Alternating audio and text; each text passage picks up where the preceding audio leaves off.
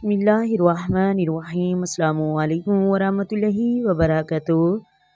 محترم ناظرین، کیوں اللہ کی نعمتیں ہم سے چھینی جاتی ہیں؟ اللہ تعالیٰ نے اپنے بندوں کو بے شمار اور لاتعداد نعمتیں عطا فرمائی ہیں، لیکن ہم اپنی زندگی میں دیکھتے ہیں کہ بہت سارے لوگوں کو بہت ساری نعمتیں ملی، انہوں نے بڑا اچھا، بڑا سہانا، وقار والا وقت گزارا، لیکن پھر اللہ معاف کرے ان پر زوال آیا، اور کچھ کا تو آخری وقت اللہ اپنی پناہ میں رکھے بدحالی میں، پریشانی اور تکلیف میں، دکھ میں گزرا۔ اتاؤ چڑھاؤ جو زوال ہے، یہ پوری ایک داستان جگہ جگہ پہ ہم معاشرے میں نظر آتی ہے۔ جب اللہ تعالیٰ بڑی وسعت دے اور امیری کے بعد انسان کو زوال دیکھنا پڑے تو وقت بڑا تکلیف والا ہوتا ہے، اور وہ دن لمبے ہو جاتے ہیں اور راتیں ختم نہیں ہوتی۔ اس وقت انسان کو تھوڑی سی دھوپ بھی زیادہ چبھنی ہوئی محسوس ہوتی ہے، لوگوں کا غور سے دیکھنا بھی اسے گرنا محسوس ہوتا ہے، کیونکہ وہ بیچارہ تکلیف میں ہوتا ہے۔ زوال کے دن گزر رہے ہیں، کوئی کسی اور طرف بھی اشارہ کرے تو اسے محسوس ہوتا ہے انگلی میری جانب اٹھ گئی ہے، تو انسان تکلیف محسوس کرتا ہے۔ نبی کریم صلی اللہ علیہ وآلہ وسلم نے اللہ کی بارگاہ میں دعا مانگی ہے، تعلیم امت کے لیے حضور نے دعا مانگی ہے کہ اے اللہ نعمت کے زوال سے بچائی رکھنا۔ زوال نعمت صرف یہ نہیں ہوتا کہ پیسے چلے گئے، یہ بھی زوال نعمت ہے کہ انسان تہجد پڑھتا ہے اور اب 5 نمازوں کی بھی توفیق حاصل نہیں، یہ بھی زوال نعمت ہے۔ اسے مکمل قرآن پاک یاد تھا لیکن اب ایک رکوع بھی پڑھا نہیں پاتا، یہ بھی زوال نعمت ہے۔ اس کی زبان پر شکر رہتا تھا اور شکوہ شروع ہو گیا۔ رب کریم نے بھی قرآن کریم میں ارشاد فرمایا، میرا شکر ادا کرنا، کفر نہ کرنا۔ قرآن کریم نے عروج زوال کی جو داستان بیان کی ہے، اس میں ایک داستان بنی اسرائیل علیہ السلام کی بھی ہے۔ اے یعقوب علیہ السلام کی اولاد، میرا وہ احسان یاد کرو، میری وہ نعمتیں یاد کرو جو میں نے تم پر کی تھی، اور میں نے تمہیں جہان والوں پر فضیلت عطا فرمائی۔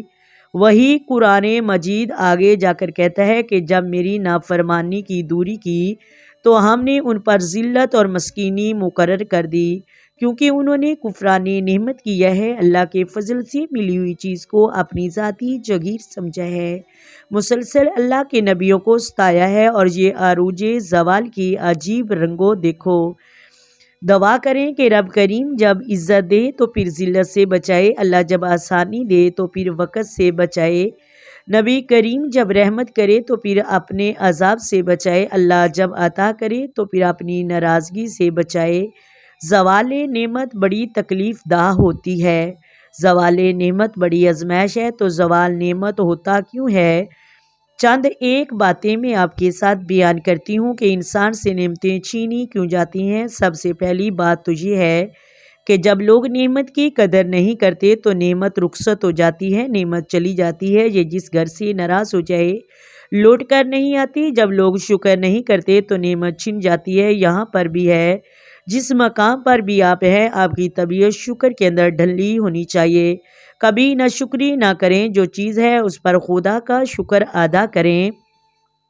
محترم ناظرین، کہیں مالک نے جو بھی دیا ہے کرم ہی ہو گیا ہے، اپنے اندر شکر کا مزاج پیدا کریں۔ تیسری بات جس سے نعمت چلی جاتی ہے وہ تکبر ہے۔ تکبر صرف ایک ذات کو زیب آیا، وہ صرف اللہ ہے۔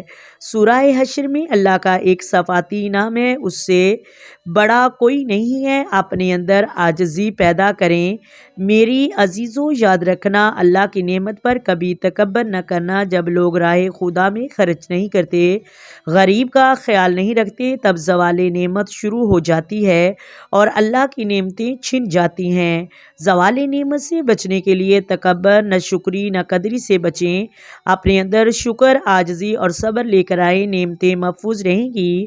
امید کرتی ہوں آپ کو ویڈیو کی سمجھ آ گئی ہوگی۔ اگر ویڈیو اچھی لگے، ویڈیو کو لائک کریں، شیئر کریں اور پلیز چینل کو سبسکرائب کریں۔